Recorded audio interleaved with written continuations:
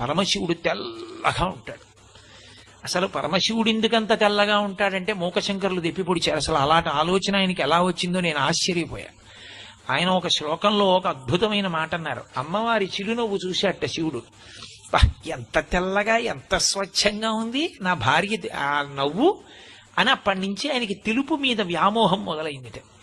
మొదలై నివాసాన్ని తీసుకెళ్లి తెల్లని వెండికొండ మీద పెట్టుకున్నాడు. మా ఆవిడంత తెల్లగా లేదు అని తెల్లటి ఎద్దునెక్కేట. ఇంకా తృప్తి కలగల. తెల్లటి పంచె కట్టుకున్నట్ట. ఇంకా మనసు తీరలా.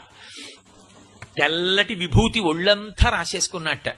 అయినా మనసు తీరలా. తెల్లటి మణులన్నీ తీసుకొచ్చి వేసుకున్నట్ట మెళ్ళో. అయినా మనసు తీరలా.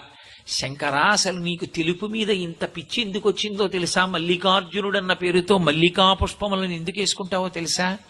మీ ఆవిడ చిరునవ్వులోని శుద్ధత్వాన్ని చూసి